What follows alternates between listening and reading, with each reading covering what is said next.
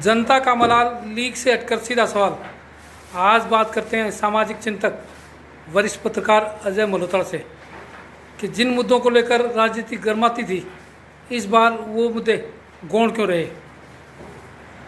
जी बिल्कुल ठीक बात है। आपने बड़ा अच्छा प्रश्न किया है कि इस बार चुनाव के अंदर जो हरियाणा के मुद्दे थे वो लगभग गौण रहे, और कहने को तो जो स्थानीय मुद्दे हैं वो तो कई बार दबा दिए गए।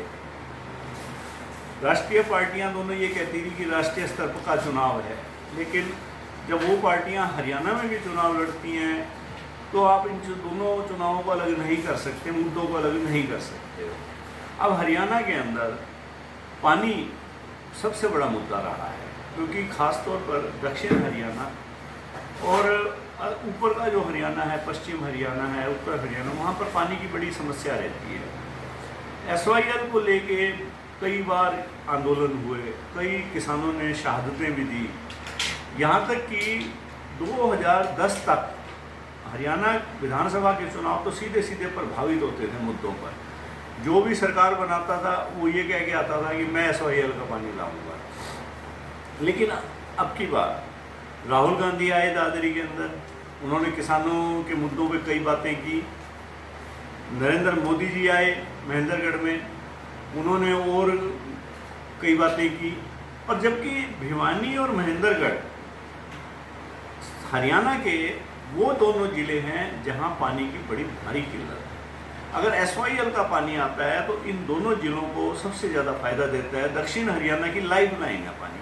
आज यहाँ का किसान मतलब कि बिना पानी के अंदर वो फायदा नहीं फसलों का ले पा रहा जो ले सकता है। यहाँ तक कि भूजल स्तर 500 फुट, एक हज़ार फुट तक, और नांगल चौधरी में तो 2 हज़ार फुट तक नीचे जा चुका है। इस मुद्दे पर दोनों चुप रहे। नरेंद्र मोदी जी ने जब 2014 का चुनाव था, जब वो हरियाणा में आए थे पहली बार, तो उन्होंने कहा था कि मैं हरियाणा में पानी की पूरी व्यवस्था करूंगा। 10 सालों में कोई काम नहीं हुआ इसके ऊपर। SYL वहीं की वहीं खड़ी है। अब दोनों के लिए ये राजनीतिक मुद्दा हो गया। दोनों नेताओं ने पंजाब में भी वोट लेने थे, इसलिए दोनों ने SYL का नाम ही नहीं लिया। यहाँ तक कि जो सेकंड दर्जे के नेता हैं उनसे, मतलब कि फ्रंट लाइन के बाद, मोदी जी के बाद जिनको लगाते हैं या राहुल के बाद लगाते हैं, जिनमें भूपेंद्र हुड्डा जी आ गए या मनोहर लाल जी आ गए, आपके नायब सैनी जी आ गए, इन सब ने दौरे करे इस इलाके में, लेकिन SYL का नाम किसी ने नहीं लिया। जो लाइफ लाइन है वो वहीं की वहीं रही। राजनीति की भेंट चढ़ता रहा ये मुद्दा, और अल्टीमेटली अब ये स्पष्ट हो गया कि ये मुद्दा राजनीति की भेंट चढ़ रहा है। फिर आ जाओ भिवानी के लिए हेल्थ सर्विसेज की बात है। भिवानी के अंदर मेडिकल कॉलेज बनाने की घोषणा 2014 में कांग्रेस गवर्नमेंट के टाइम हुई थी, लोकसभा में पास हो गया। उस समय 229 करोड़ रुपए सैंक्शन हुए। खुद नड्डा जी ने 2019 से पहले 2016-17 में प्रेमनगर में आधारशिला भी रखी थी मेडिकल कॉलेज की, परंतु वो भी इधर उधर झूलता रहा। अल्टीमेटली अब 3 साल पहले मेडिकल कॉलेज को 4 हिस्सों में शुरू किया गया। भिवानी शहर में एक हिस्सा था, एक भिवानी शहर के रेलवे स्टेशन के पास हिस्सा बना कह दिया, और एक मिल्क प्लांट में। इस तरह से जो हिस्सों में शुरू किया गया, और ये माना जा रहा है वो भी आज तक लटका हुआ है, उस पर भी कोई नहीं बोला। क्योंकि वो आप बात करते हो विकास की, खासतौर पर मैं इस मुद्दे पे तो भारतीय जनता पार्टी सरकार को दोषी मानूंगा। उन्होंने मेडिकल कॉलेज, जब भिवानी के साथ चुरू का मेडिकल कॉलेज शुरू हुआ था, आज चुरू में सेकंड ईयर तक की क्लासें लग चुकी हैं। दोनों के इकट्ठे सैंक्शन हुए थे, इकट्ठे पैसे हुए थे। आज वहाँ बच्चे 3rd ईयर में पहुँचने वाले हैं, आपके यहाँ पर शुरू ही नहीं होके दे रहा मेडिकल कॉलेज। आज भी ये स्थिति है कि उसके अंदर काफ़ी इंफ्रास्ट्रक्चर अभी रह रहा है। अगर अब भी जोर नहीं लगाएंगे तो अब शुरू करेंगे जाके तब 1 साल में शुरू होगा। तो इसलिए बड़े नेताओं ने जो हमारे यहाँ के मुद्दे थे उन पे चुप्पी साधे रखी। हमारे यहाँ कैंडिडेट जो चुनाव लड़ रहे थे, धर्मवीर जी, ये भी पहले कहते थे जब ये कांग्रेस में थे, पानी का समान बंटवारा। हुड्डा जी भी कहते थे पानी का समान बंटवारा। रावदान सिंह महेंद्रगढ़ जैसे इलाके से हैं जहाँ हरियाणा ही नहीं पूरे हिंदुस्तान का वो ऐसा इलाका है जो सबसे ज़्यादा कमी है, किसी ने पानी लाने की बात ज़्यादा नहीं करी। तो इसलिए आपने मुद्दा उठाया और ये मुद्दा बहुत ज़रूरी है। और मेरे को लगता है कि उम्मीद करता हूँ कि विधानसभा में जब हरियाणा में नेता आएंगे, खासतौर पर इस इलाके में लोग नेता आएंगे, तो अखबार वाले भी और जनता भी उनसे सवाल पूछे। 10 साल पहले भाई साहब 3 मेडिकल कॉलेज सैंक्शन हुए थे केंद्र सरकार की तरफ से, 2 चालू हुए, 7 साल हो गए, और भिवानी का मेडिकल कॉलेज आज भी अधर में है। कभी तो कहा जाता है कि बजट की कमी है, कभी कह रहे हैं कि भवन में वो गुणवत्ता नहीं बनी जो चाहिए थी। अगर अब ये हालत है तो क्या लगता है आने वाले दिनों में ये योजना पूरी हो पाएगी? तो मैं इसके लिए राजनीतिक इच्छा शक्ति की कमी मानता हूँ। हमारे जो स्थानीय विधायक हैं या सांसद हैं, उनको चाहिए कि वे इस मुद्दे पे अपने सरकार, जो हरियाणा सरकार है, उस पर दबाव बनाएं ताकि इसका जो बचा हुआ बजट है वो सेंटर से आ सके। जब तक हमारे नेताओं के अंदर राजनीतिक इच्छा शक्ति पैदा नहीं होगी, लोगों के दुख दर्द का नहीं पता चलेगा उनको, तब तक ये मुद्दा पूरा नहीं होगा। और लोग स्वास्थ्य सेवाएं, जो कि आज भिवानी वालों को क्या है, किसी को रोहतक भागना पड़ता है, किसी को गुड़गांव भागना पड़ता है, किसी को हिसार भागना पड़ता है, तो गरीब लोग यहाँ पर इलाज करवाने की स्थिति में नहीं है, तो दूसरे डिस्ट्रिक्ट्स में बेचारे कहाँ से जाएंगे लाखों रुपया खर्च करके।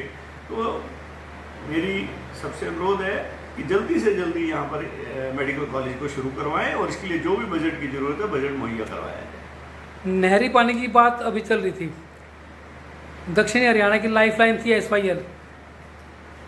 इस परियोजना के लिए गंभीर रूप से किस नेता ने प्रयास किए? देखो, इस योजना पर सबसे ज़्यादा गंभीर थे चोई बंसीलाल। उन्होंने जब इंदिरा गांधी जी की सरकार थी 1975-76 में, तो 73-74 में भी चोई बंसीलाल को इस इलाके का सबसे ज़्यादा दर्द पता था। वो कहा करते थे कि मैं ना, जो रेतीले टिब्बे हैं, मेरी एक इच्छा है कि मैं इन पे ईख और धान उगाना चाहता हूँ। तो उन्होंने इस इलाके के अंदर सबसे पहले तो लिफ्ट स्कीम बनवाई ताकि पानी जो आएगा वो टिब्बों पे चढ़ाया जा सके। उन्होंने पूरे भिवानी और महेंद्रगढ़ और दक्षिण हरियाणा में नेटवर्क नहरों का बना दिया। अब उन्होंने इंदिरा गांधी जी से भी पानी का बंटवारा करवा लिया और नहर पास करवा ली। उनके कार्यकाल में मैक्सिमम नहर बनी भी। वो दोबारा से सन 85-86 में मुख्यमंत्री बने, वो वहाँ गए खुद, और वहाँ उन्होंने हरियाणा के इंजीनियर्स, हरियाणा का मशीनरी, पैसा दिया ताकि वो नहर बन सके। तो इस मुद्दे पर जो सबसे गंभीर प्रयास किए चोई बंसीलाल ने। लेकिन मतलब गंभीर प्रयास भी हुए, लेकिन जो नेता आज तक राजनीतिक रोटियां सेकते रहे। एक्चुअली क्या है कि अजय जी, सबसे ज़्यादा इफेक्टेड दक्षिण हरियाणा था, जिनमें भिवानी और महेंद्रगढ़ लगा लो, आप कुछ रिसा रेवाड़ी का लगाओ, गुड़गांव फरीदाबाद भी कुछ वो भी है। अब जो मुख्यमंत्री बने हरियाणा के, वो उनमें जो बंसीलाल एक ऐसे मुख्यमंत्री थे जो इस इलाके के थे, जो लोगों का दुख दर्द समझ रहे थे। अब बात आ जाती है तो देवीलाल की, ओम प्रकाश चौटाला जी की, तो भजन लाल की, भूपेंद्र सिंह हुड्डा जी की, या मनोहर लाल जी की। ये सभी ऐसे इलाकों से हैं जिनके इलाकों में या तो भाखड़ा का पूरा पानी है या यमुना का पूरा पानी है। तो ये उस दर्द को नहीं समझ पाए। और अगर हरियाणा में, अगर साउथ हरियाणा का मुख्यमंत्री बने तो चोई बंसीलाल बने।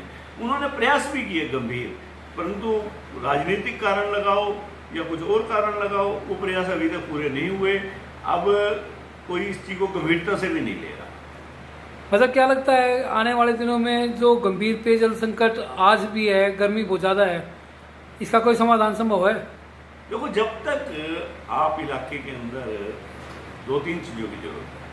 दक्षिण हरियाणा में एक तो नहरी पानी बढ़ाना पड़ेगा, और वो SYL से नहीं लाते तो आप जो आपका हिस्सा है पानी का भाखड़ा में, आपका जो पानी दूसरी जगहों पे चला जाता है, उस पानी का समान बंटवारा किया जाए।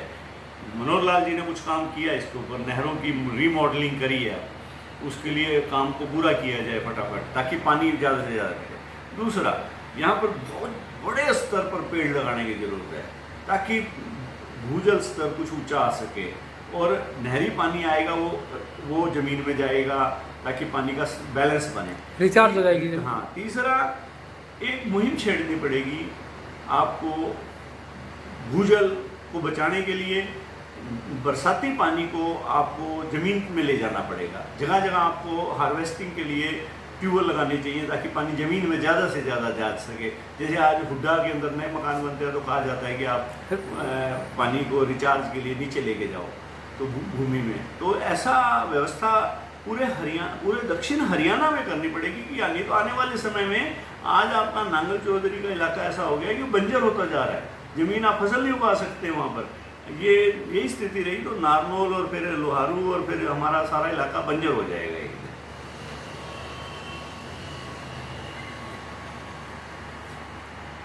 ये थे वरिष्ठ पत्रकार अजय मल्होत्रा।